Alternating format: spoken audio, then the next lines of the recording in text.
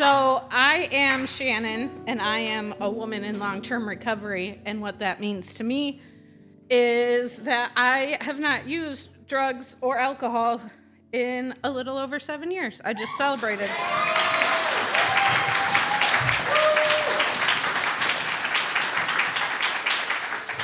But that's not everything. I'm also in recovery from mental health struggles and with grief and with just life. I'm very nervous. Corey's been asking me to do this for a little over a year. But like Chandra said, I'm not in Traverse City anymore. I live in Central Lake, and I work in Petoskey, so it's hard to get down here on a weekday. So I treated myself to a PTO day to come up down here and hear Chandra speak. And I called Corey or messaged him, and I was like, hey, you want to squeeze me in? So he did. And I told him he couldn't put my name on the flyer. So this is probably the most people I've ever spoke in front of, besides reading a reading at like a conference, and I had everything in front of me. But my story, I don't remember my childhood much, and I'm learning more about why that is. And when you're a kid and you live in a constant state of stress, that can affect your memory. So I don't remember much, but what I do remember is I know my mom loved me. I can say that. I know my brothers loved me. I can say that. But there was always fighting. There was always violence, not towards my kids or like me and my brothers that my mom tells me, but between adults, and I've witnessed it and that kind of stuff. And I was like I went to my dad's every other weekend or whatever, and my mom did the best she could for the few years she was a single mom. And when I entered high school, my brother, he like graduated high school and did all well, but he got into drugs and became an addict, an opiate addict. And I remember being in high school and crying about it. And a friend of mine said, crying about it's not going to fix anything. So then I learned to not cry. I learned to not talk about my feelings. There were times I went to like Teen Anonymous for like teenagers that are family members of drug addicts and stuff. And I remember being resentful because it's just a bunch of girls like whining that their boyfriends smoke pot. So like that was like my first experience with the 12 steps. My parents, though, they had really good friends in a program called Family Anonymous, so that was cool. But like I was the only kid. So I also went to therapy, but my therapist started off asking about my sex life, so that was dumb. Yeah, like, why are you asking a teenage girl about her sex life when you're a dude? But whatever. My God, I'm so nervous. My older brother died from a drug overdose June 22nd, 2002, when he was 22 years old. And like before that, I played music, and I was an artist, and I wrote poetry, and I was in a leadership program, and that was the summer before my senior year, and I quit everything. I hated life. I was an angsty teenager already, and that made it worse. I didn't really turn to substances to cope until I was older, though, like 19, because I lived downstate, so in Warren, going over to Canada was the cool thing to do. I worked at auto shop with a bunch of guys and like one girl, and we would go over and go to the strip clubs, and we would like get wasted and look at naked ladies and stuff. It was pretty cool. It was fun and games. And then a friend of mine that I worked with at McDonald's, she was dating a Canadian, and I ran into her at a bar there. And, so then I started dating her Canadian's friend. And I was introduced to, like, drugs on top of the alcohol. And I lost my job, and I was unemployed, like, and it wasn't related. My mom moved up north, so I chose to stay with my dad, And I just basically stayed in Canada. I actually got in trouble for spending too much time over there.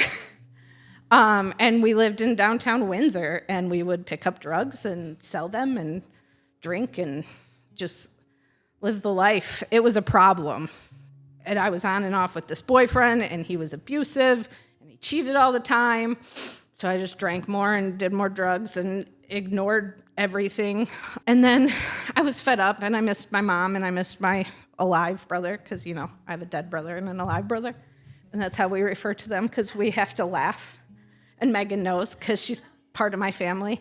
And so I missed them, and I wanted to move up here, so I did. I followed my parents 3 years later, but I hated it up here. I live in a small town called Central Lake. We have a population of 900 people. It's in the middle of nowhere. It's an hour from every town that has more than a Spartan's grocery store. And I worked at the different Pizza Huts, Charlevoix, Petoskey, Traverse City, back to Petoskey, back to Charlevoix, and there was lots of drinking, lots of drugs, and my family didn't really know I was that bad, and I didn't know I was that bad, but I ended up meeting my daughter's father. There was a lot of red flags about that. And we moved in together within 3 months, and a lot of abuse. So I didn't drink or use drugs while I was with him, because it made it worse if I did. So I just didn't. And then I had a kid, and she's amazing, and everyone that knows her knows that.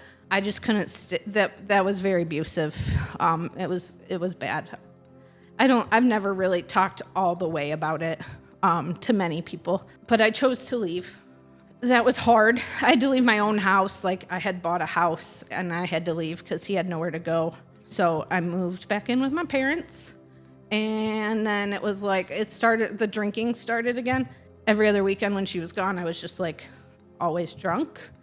Outside of the house though, because my stepdad has something 32 or 3 years in recovery, and my mom's an Al-Anon mom. So I would go out to the bar and then drive home. I never got caught because I live in Central Lake and would go to Ellsworth, and there's no cops. We don't have cops. We have a 9 to 5 cop in Central Lake, if you can call them that. And so lots of drinking and driving, and I probably should have been dead or arrested a lot of times. And my parents didn't really know how bad it was. They just thought I was doing what Northern Michiganders do. A couple times my mom warned me, and she was like, you might have a problem. Part of leaving my ex, I went to school, social work school. I knew I wanted to help people. At school, I had good grades, and I got a job at a treatment center here in Traverse City. People that would come there would ask me if I was a person in recovery, and I would say, no, I'm not a person in recovery, but I've loved addicts all my life. I would say that a lot. And I would tell stories about my brother. And I started taking the clients to meetings. And the open meetings, I would go in and sit in the back and listen. And I could relate to the people that were sharing. And I could put myself in their shoes.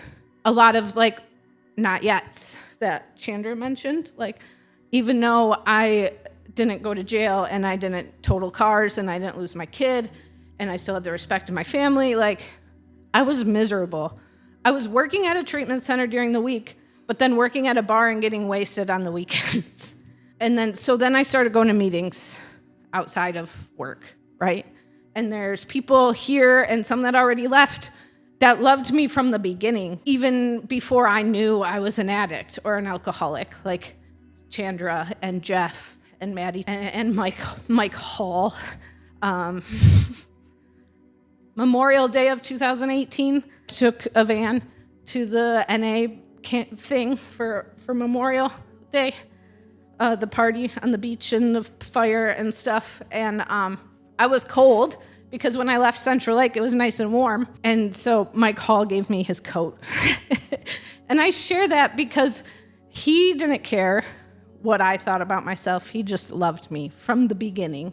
In August of 18, I'd been let go from that treatment center for boundary issues because, they didn't teach us about stuff there. They just threw you in jobs. I was a baby social worker, and I didn't know much. And that's part of my recovery story, because had I had some support or been going to Nar-Anon or something, or been truthful with myself, I think I could have lasted a lot longer at that job. But there were things that happened and I had no support. And when I got let go, I went and got super high with a person that I had known for many years, but he had come to treatment. That was kind of an awakening moment, because that's when I realized, like, ooh, maybe I do have a problem for real, like for the first time. And then in October, I had gone to the bar with a bunch of people that I used to work with at the bar. And I hadn't drank for a while at that point, but I was like, oh, maybe I can. And I went up to the bar to order everybody shots, and I ordered myself one, and then I drank it, and then I felt it. I felt that phenomenon and craving that the big book talks about. And I was like, oh, shit. And I literally ran out the bar. Some people call that like the Irish goodbye. I didn't tell anybody where I was going. I just left and went home because I knew it was safe. And that was the last time I drank. I was going to meetings, but I still wasn't like saying out loud that I was a person in recovery, because like there was a lot of people saying, well, who is this weirdo going to meetings when they're not even in recovery? But there was a lot of people that also, like, they knew from the beginning. They were just waiting for me to catch up. That's the truth, though. And I started in one program, and I had a sponsor in that program, and I finished the first step, and it was awesome. But it still wasn't the right thing, and it was really a lot my own fault because I felt separated. But then I went downstate to an NA meeting with a room of like 100 people. And that's a lot different down there. And 10 o'clock, every day they have this meeting. It's called daily maintenance. I said out loud for the first time there, like, I'm Shannon and I'm an addict.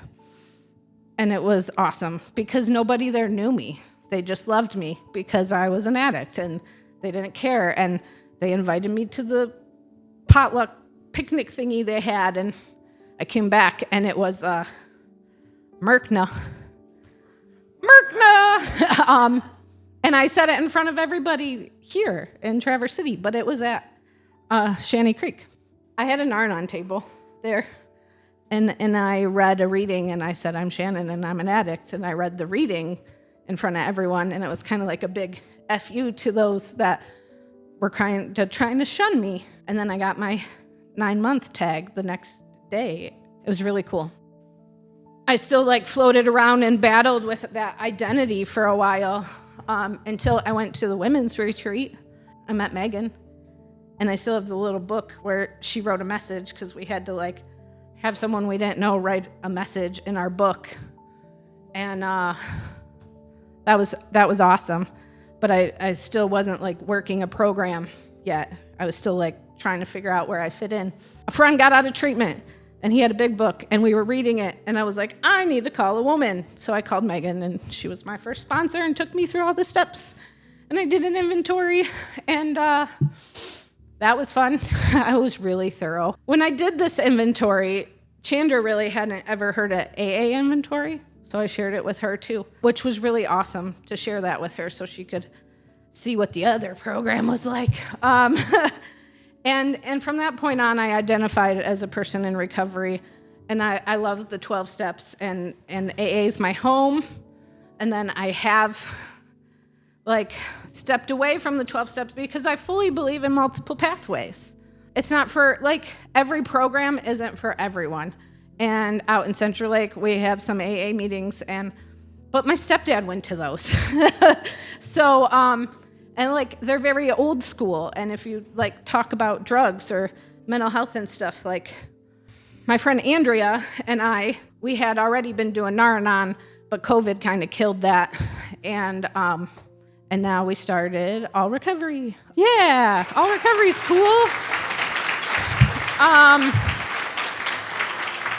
I kind of base that off of, so by this time I'm working at Munson as a recovery coach, and that was the coolest job and the hardest job. I got to see people bedside.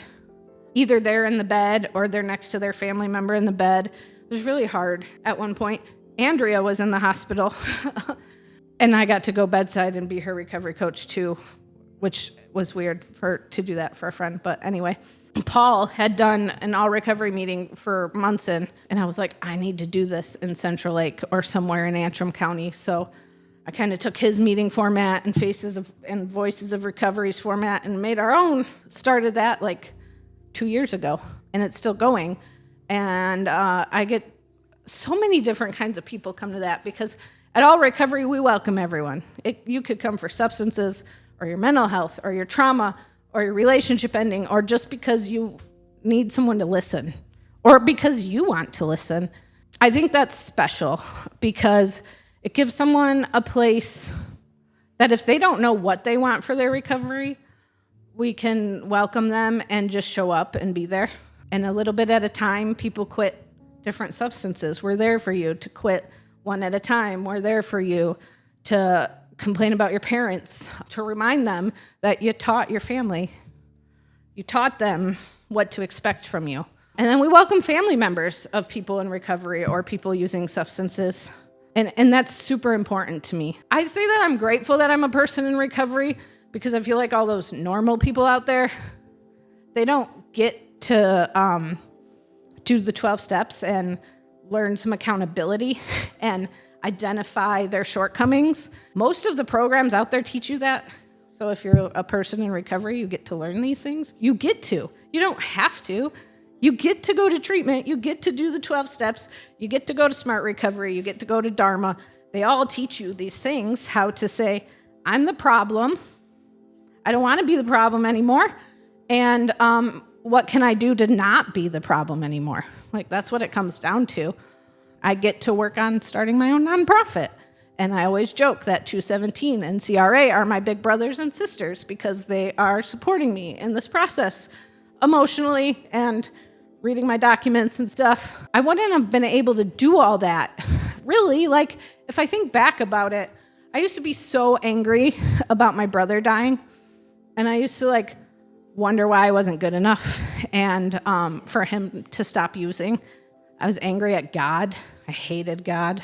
Oh my God, my first 2 sponsors, when I finally grasped the idea of a higher power, were so excited.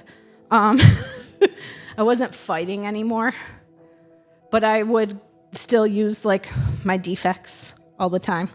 Like I would use men, and I don't have to do that anymore today, which is pretty cool. I can be self-aware and show up today, whether I was drinking or whether I was using people. Like I wasn't showing up. I was distracted. I was thinking about the next thing to make me feel better. Even in the first couple years of recovery, I get to be grateful today. When I start to feel really down on myself, I remind myself that it's hard to have a bad day when you're grateful. I get to celebrate myself today.